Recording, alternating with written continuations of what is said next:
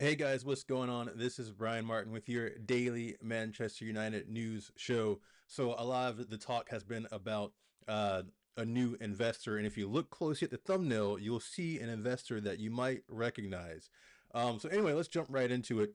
So, what kind of started this whole firestorm, right, about a club takeover and investment was a tweet from a man named Turkey Al Sheikh. He is a 44-year-old Saudi Arabian man. He's a government official. He's got political influence, obviously. He's the chairman of the General Entertainment Authority. As I said yesterday, sounds like a pretty cushy job, one I wouldn't mind having. He's a minister in the royal court.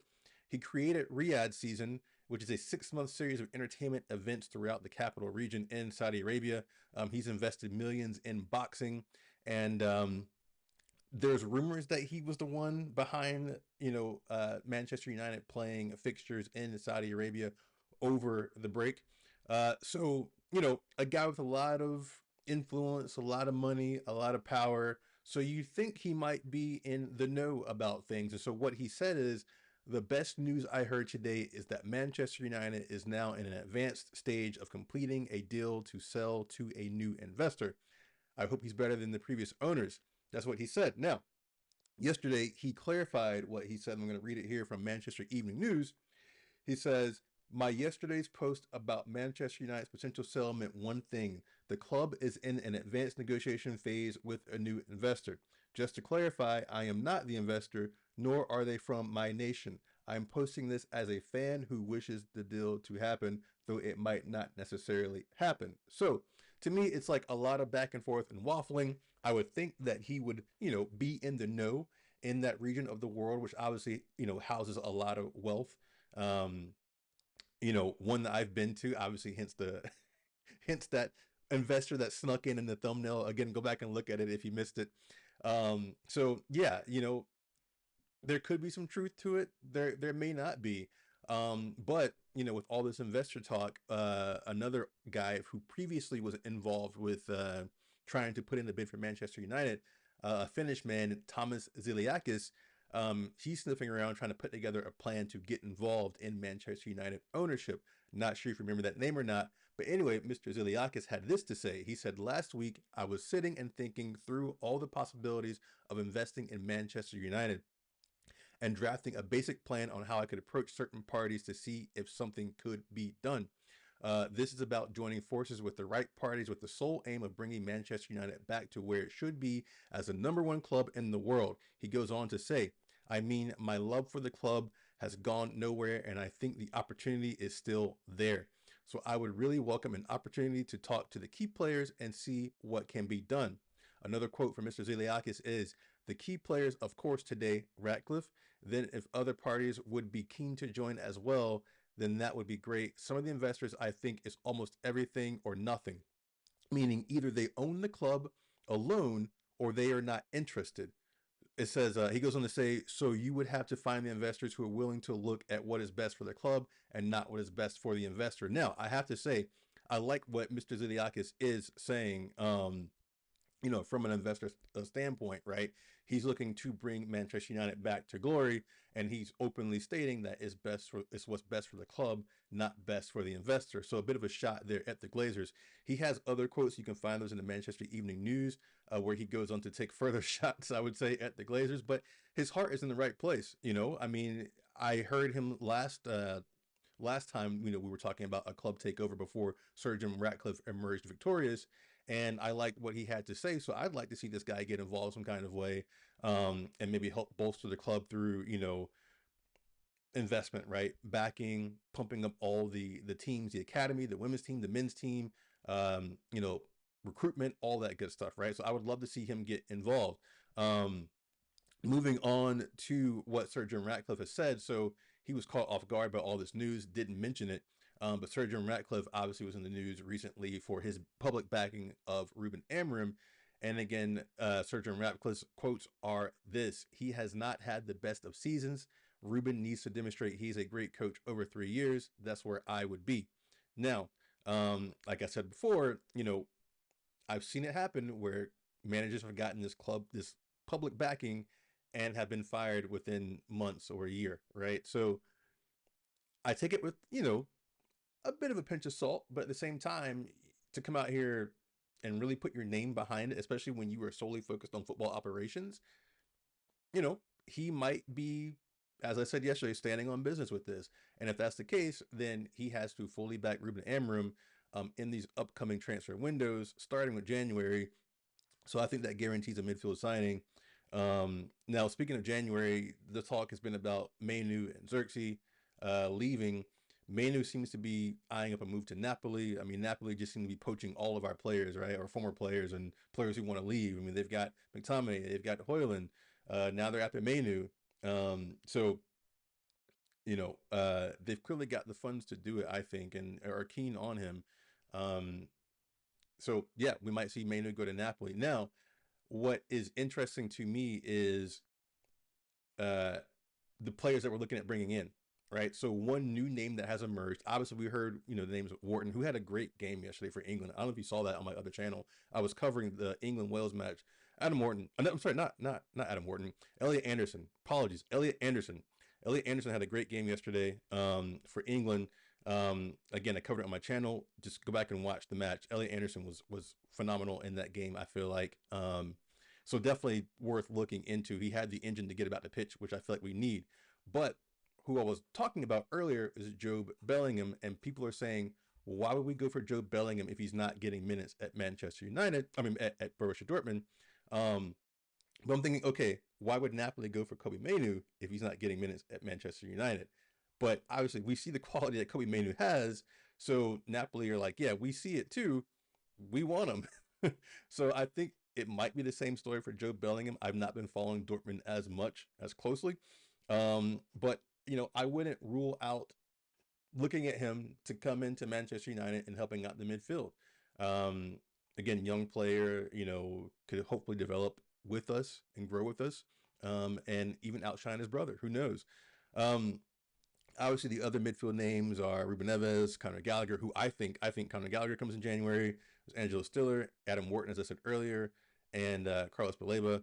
Um, Again, various figures being touted for these players. At one point, Baleba was 100 million pounds. I don't think he's that anymore. But again, 100 million pounds just seems to be the arbitrary value that these clubs post to their players whenever they're having a breakout season, or getting a bunch of press. So anyway, I'm not going to go too deep into the transfers. I talked about it yesterday. I'm trying not to rehash too much. It's probably a fairly short show today. I did actually want to jump back very quickly to this whole takeover news, because as I was scrolling here, something just kind of came to me. You know, it's it's going to be a challenge this season with these long breaks between games. It's a challenge for fans. Um, And these fans include these billionaires who have the money to make an offer for Manchester United. And so, as you've seen with this Turkey Al Sheikh guy, I mean, he even said it. He said, I'm not an investor, nor are they for my nation. I'm posting this as a fan who wishes the deal to happen, though it might not necessarily happen. So, he's caused a big stir by saying this. Um, and it's just a little bit of fan boredom, maybe. Maybe there's no news here. And again, he, just like the rest of us, although he's got way more money than the rest of us, is a fan. And so he puts out this tweet, and it gets everyone, talking, and there's this calamity around it. And maybe it's just a bit of fan boredom. I mean, look, I'll be honest here.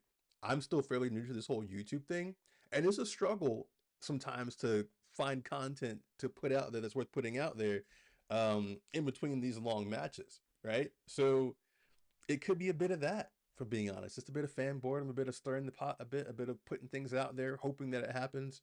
Um, Other channels do it, and he's obviously got carries a lot of weight, you know, bigger than any fan channel, I'd assume. So he probably put it out there too, hoping it would happen. Or again, we could be blindsided out of nowhere, and the Glazers could be working on selling off more of the club, and Sir Jim Ratcliffe isn't even aware of it, and they're behind the scenes, willing and dealing, trying to make deals. I don't know, but it's just you just get a lot more of this news, during these longer breaks, right? And so I feel like, again, it's compounded this season because, okay, yes, currently we're in an international break, but then every week there's one match, right? Hopefully in January, once we get into the FA Cup, the third round, which is when the big teams enter, we can make it more than once a week. But who knows? We might get knocked out of that too, and it's back to one game a week. So you know, you get a lot of these stories that happen during these breaks and during these long periods. So my advice to you would be to buckle up and get ready for a lot of this throughout the season. Um, because again, you can only analyze the last match so much.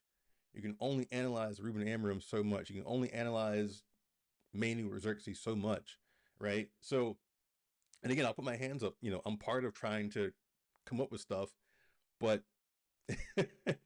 it's just kind of what it is, and these journalists and stuff have to write headlines, right? They have to sell papers and things like that. They have to get clicks. So I think you're going to see a lot more of this, right? My gut feeling is that there's nothing to this takeover business. I saw a figure about of quote of 5 billion pounds or whatever.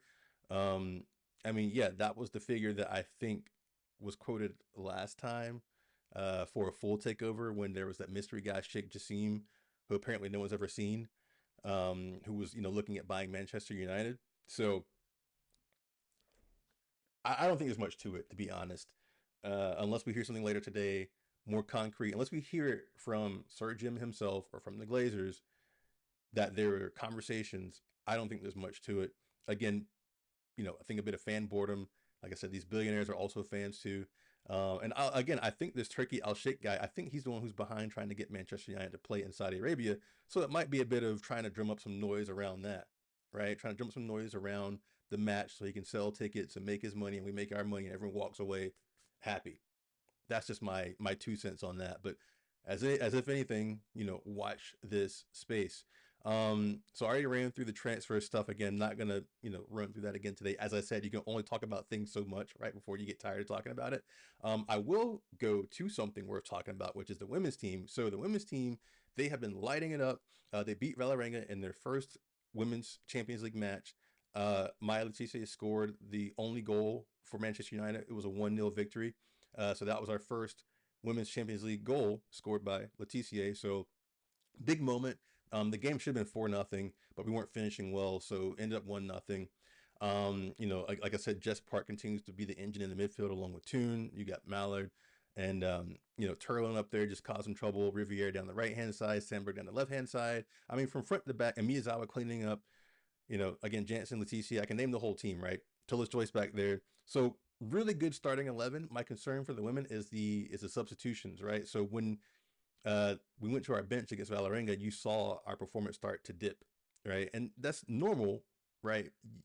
You start your best players typically, unless you're changing strategy a bit, and you go to your bench, you do see a slight drop in performance. But to me, it was a much steeper drop than I'd like to see for a team that's chasing silverware. So that's my words for you, Mr. Skinner, and for the club ownership.